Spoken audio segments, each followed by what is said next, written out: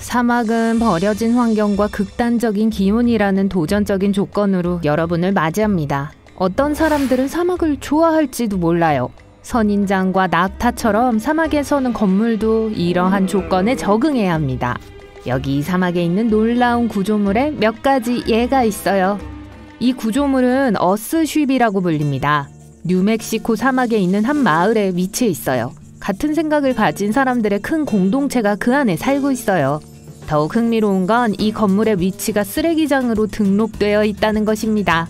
아마도 이 모든 구조물이 낡은 타이어, 병, 그리고 캔으로 만들어졌기 때문일 거예요. 어스쉽은 친환경 건축 원리를 이용하여 운영됩니다.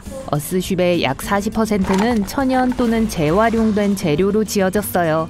흙으로 가득 찬 수백 개의 중고 타이어로 이루어진 벽을 상상해보세요. 그리고 바닥에서 천장까지 수동 태양광 창이 층층이 있어요.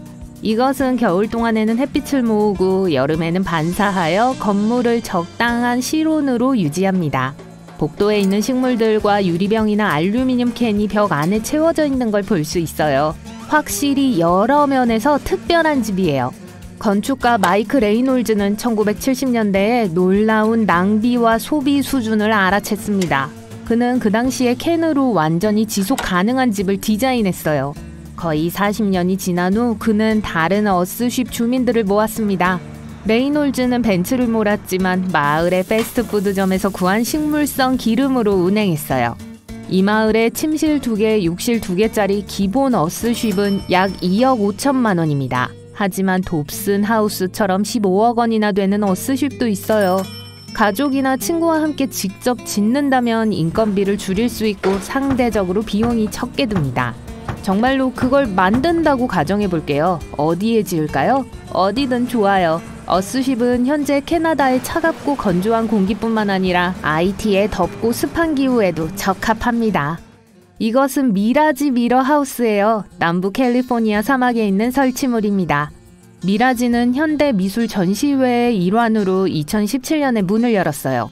집은 거울로 만들어졌어요.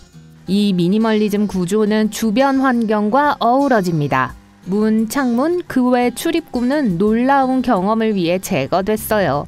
주변 환경이 다시 반사됩니다. 어떻게 만들어졌을까요? 거울로 덮인 표면으로요. 밤에는 먼 곳의 빛이 거울에 반사되고 낮에는 하늘의 구름이 층으로 변해요.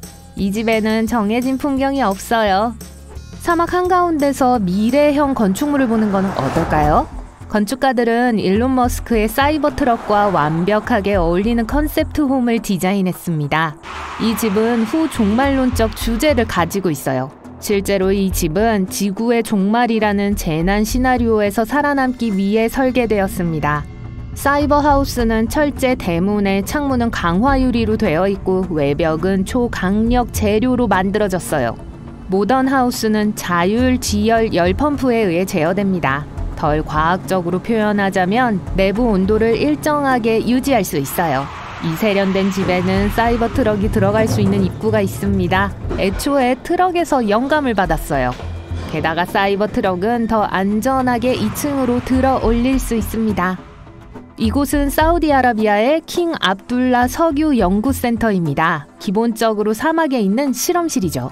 그것은 최소한의 에너지를 요구하도록 설계됐어요. 이 건축물은 벽과 천장에 무늬로 기하학적인 형태의 지역 전통을 담고 있습니다.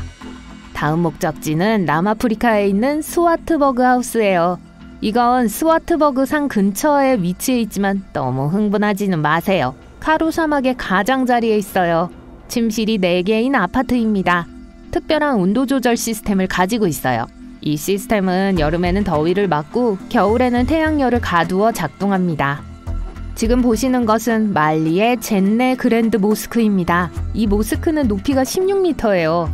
이것이 놀라운 이유는 막대기와 사막에서 발견되는 진흙과 다른 자연 원소들의 특별한 혼합으로만 만들어졌기 때문입니다.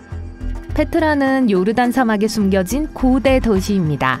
이 구조물은 빨간색, 흰색, 그리고 분홍색 사암 절벽면에 직접 조각됐어요.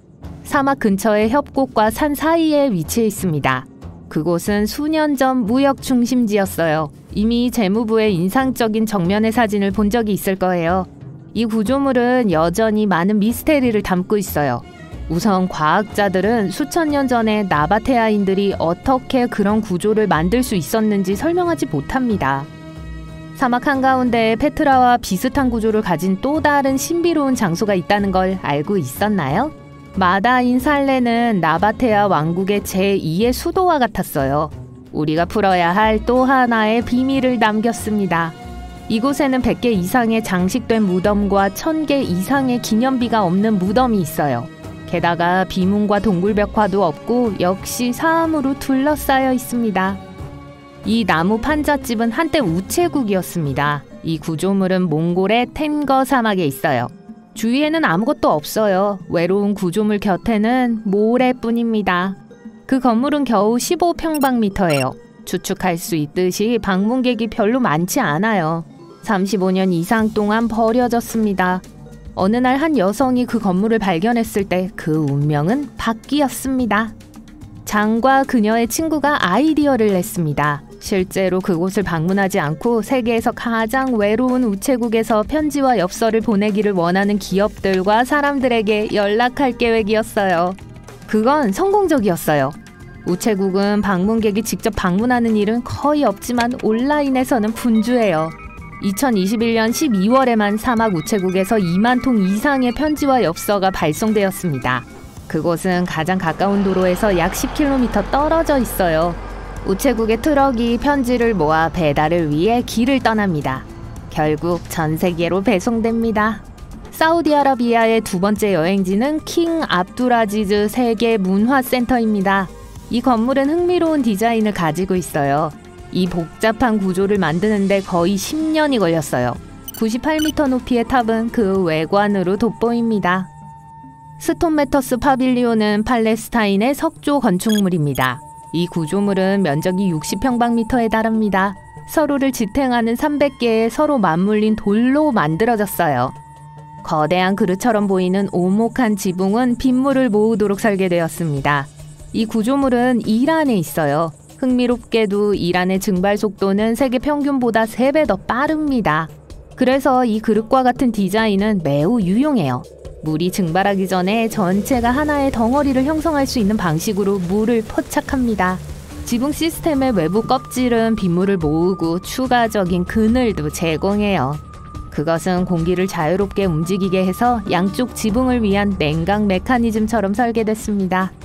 이집트의 에코로지가 다음 목적지입니다. 이 프로젝트는 사막이 내려다 보이는 곳에 지어졌으며 햇빛에 구운 벽돌과 야자나무와 같은 현지에서 구할 수 있는 재료를 사용하여 건설됐어요. 건물은 전통적인 건축의 한 예입니다. 실내를 시원하게 유지하기 위해 공기를 들여보내는 물대야가 있어요. 언급해야 할 중요한 건축물은 칠레의 CID 인터프리테이션 센터입니다. 칠레의 아타카마 사막은 최고의 관광지 중 하나예요. 관광객들을 돕기 위해 건축가들은 풍력 발전 시설의 일부로 방문객 센터를 설계했습니다. 이곳에서는 추운 겨울에도 사람들이 춥지 않아요. 왜냐하면 큰 창문이 태양열 난방을 최대한 활용하기 때문이죠. 더욱 흥미로운 건 건물이 밤에 완전히 어두워지도록 설계되었다는 겁니다. 어쩌다 우연히 그 건물에 부딪혔다고 상상해보세요. 검은 사막 하우스는 별을 존중하는 건물입니다. 밤이 되면 이 건물은 완전히 어두워져요. 밤이면 사라져서 별들이 더 두드러지게 보여요. 여러분이 알고 있는 신비한 사막 건축물이 이 목록에서 빠져 있나요? 댓글로 알려주세요.